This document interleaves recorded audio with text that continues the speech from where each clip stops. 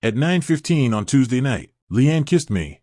Like proofreading a schedule, 3 seconds of lip contact, moderate temperature, even pressure. Then she turned and walked toward the bathroom. I heard the faucet turn on, heard the electric toothbrush emit its monotonous buzz, as precise as an instruction loop inside a space capsule.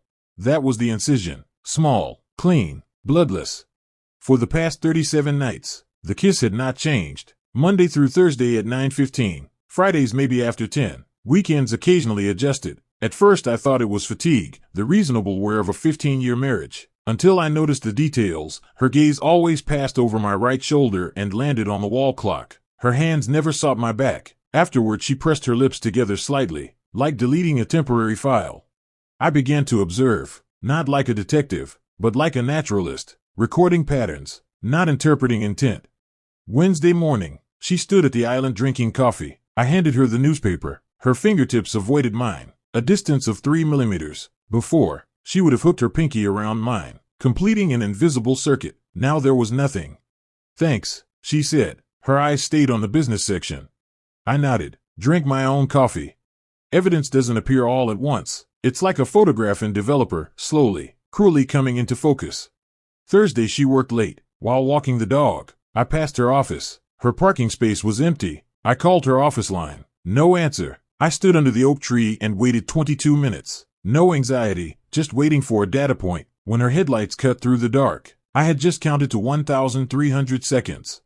She got out of the car. There was a shadow in the passenger seat, adjusting a collar. Not a coworker. I recognized the silhouette from last year's Christmas party. Someone from marketing. He leaned in. She met him halfway. That kiss had curvature, continuity, the involvement of hands, completely different from the version I received. I continued walking the dog, the leash held at an appropriate tension. Friday night at 9:15, her lips arrived on time, a faint raspberry taste, not her usual mint toothpaste. I accepted the kiss, like receiving a CC'd email. The process started from that moment. I stopped asking for more closeness, physical or emotional. She seemed relieved. The schedule ran more smoothly: kiss, wash up, separate reading, lights out, back-to-back sleep. Our bed became as wide as a prairie. On Monday I met with a lawyer, a man named Richard, his tie as neat as a verdict. I provided a timeline, an asset list, the few facts I possessed. No accusations, no emotional color, just information. "The other party may contest," he said. I anticipated that. I slid over a supplemental document, neutral proposals for custody and property division. Expedite the process. Preparing the paperwork took 2 weeks. I organized everything in the study, like cataloging fragments at an archaeological site, joint account records, tax documents, insurance policies. Every photocopy had clean edges. Leanne occasionally poked her head in. "Busy?" "Year-end taxes," I said, without looking up. She closed the door. Her footsteps receded.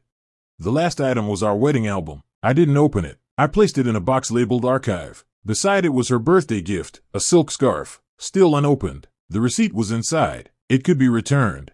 The signing took place Tuesday morning at 10. The law office had floor-to-ceiling windows overlooking the skyline. I signed page after page. The pen moved smoothly. Richard occasionally explained a clause. I nodded. Clouds drifted slowly outside. On the way home, I stopped at a hardware store and bought a new lock. For my apartment, 60 square meters, south-facing, oak floors. I had already measured everything. That night at 9:15, I stood in the doorway of the study. Leanne rose from the sofa and walked toward me, executing the schedule. I raised my hand, a gentle pause gesture. "No need," I said. She stopped halfway. Her expression was like encountering a math problem she'd never studied. I went into the study and brought out the packed suitcase. Gray, 4 wheels, understated like a banker's briefcase. "This is," she finally said. "The separation papers are on the dining table. Your copy. Richard's contact information is attached." I checked my pockets, wallet, keys, access card for the new apartment. "David, we need to talk. Everything necessary is already in the documents." I extended the suitcase handle. The wheels rolled evenly across the floor, like the chime before an airplane cabin door closes. She followed me to the entryway, one hand against the wall, lips slightly parted, but no sound. I scanned the space one last time, the wall clock, her coat on the rack, the rug we chose together, data collection complete. I opened the door. Night air came in. "The keys are on the counter," I said, without turning back. When the door closed, The sound was crisp and complete, like the click of a filing cabinet drawer. The elevator descended, numbers ticking down, 3, 2, 1. My reflection was clear in the metal doors. A 40-year-old man, suit pressed, expression like an audit report. On the sidewalk, I stopped. From my wallet I took out the old photograph of us. The paper had grown brittle. I tore it cleanly in half, along the seam that had long existed between us. The pieces went into a trash can, landing atop coffee grounds. My phone vibrated. Her name lit up the screen. For 12 seconds. Then silence. I hailed a cab, gave the new address. The driver pressed the meter. The numbers began to jump. A brand new mileage. I leaned back in the seat. City lights flowed past the window like a roll of film being exposed. Quietly, completely, I reclaimed myself, no more, no less.